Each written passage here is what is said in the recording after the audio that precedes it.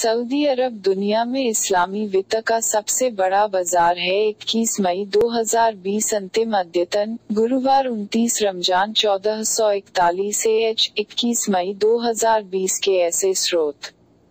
Arabic.net Fitch ratings की एक report ने संकेत दिया कि उच्च लाभ मार्जिन के कारण पिछले साल नियमित बैंकों की तुलना में सऊदी अरब में इस्लामी बैंकों की लाभप्रदता बढ़ गई। सामान्य रूप से इस्लामी बैंकिंग के संकेतकों में गिरावट के बावजूद रिपोर्ट ने पुष्टि की कि इस बैंकिंग की नींव अभी भी ध्वनि है। फिच ने पुष्टि की कि वैश्विक स्तर पर 79% मात्रा के साथ सऊदी अरब के पास इस्लामी बैंकिंग वित्तपोषण का सबसे बड़ा हिस्सा है। रिपोर्ट में कहा गया है कि सऊदी अरब में इस्लामी बैंकों के पास अच्छा पूंजीकरण और खुदरा बैंकिंग परिसंपत्तियों का उच्च अनुपात है। फिच रेटिंग्स में इस्लामिक फाइनेंस के ग्लोबल हेड बशर अल नटूर ने कहा कि कोरोना महामारी ने बैंकों के लिए बड़ी चुनौतियां पेश की और यह कि इस्लामिक बैंकिंग सामान्य वातावरण से अलग थलग नहीं होती है,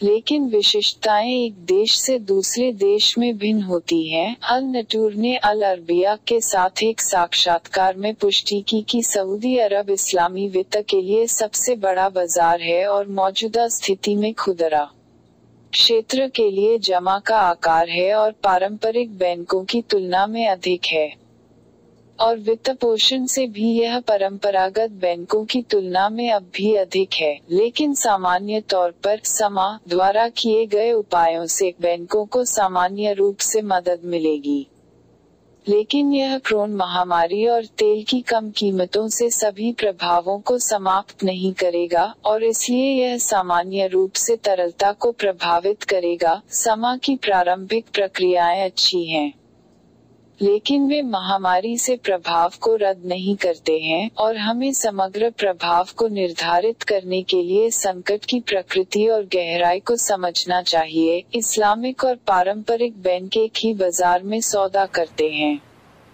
लेकिन हम उम्मीद नहीं करते हैं कि बैंक अपने उन्मुखीकरण को बदलेंगे और लाभ और हानि में भाग लेंगे और अल्पावधि में अपने व्यवसाय को बदलेंगे। इसमें कोई संदेह नहीं है कि एक बैंक से दूसरे बैंक की स्थिति अलग है और एक इस्लामिक बैंक की एक देश से दूसरे देश में स्थिति भी परिस्थितियों के अनुसार बदलती रहती है। महामारी परिसंपत्तियों की गुणवत्ता को प्रभावित करेगी।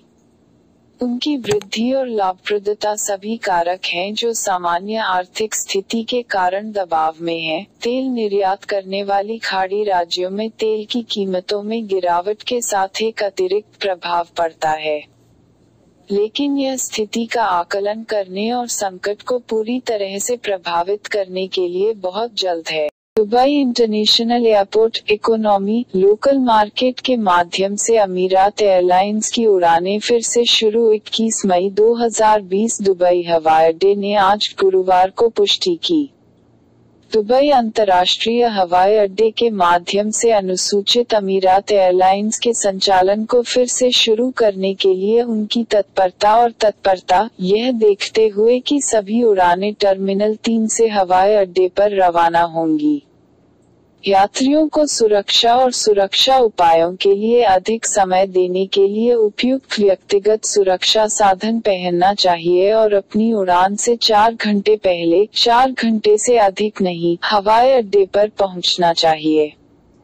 सार्वजनिक सुरक्षा और भौतिक दूरी की आवश्यकताओं को बनाए रखने के लिए जिन यात्रियों ने टिकट की पुष्टि नहीं की है और जिन यात्रियों के पास उपयुक्त व्यक्तिगत सुरक्षा नहीं है, उन्हें टर्मिनलों में प्रवेश करने की अनुमति नहीं दी जाएगी। यात्रियों को कर्फ्यू की तारीखों के बारे में भी पता होना चाहिए और ऐसा करने के लिए अनुरोध करने पर दुबई पुलिस को दिखाने के लिए टिकट होना चाहिए। दुबई एयरपोर्ट्स ने संकेत दिया कि ग्राहकों और कर्मचारियों के स्वास्थ्य और सुरक्षा को बनाए रखने के लिए पूरे हवाई अड्डे पर एहतियाती उपाय लागू किए गए हैं। इन उपायों में संबंधित अधिकारियों द्वारा स्थापित अंतर्राष्ट्रीय मानकों के अनुसार check in passport port thermal परीक्षा, भौतिक रिक्ति और बढ़ती नसबंदी के स्तर पर सुरक्षात्मक ग्लास शामिल हैं। यात्रियों की सेवा के लिए कुछ रेस्तरां, कैफे और खुदरा स्टोर खुले और उपलब्ध होंगे।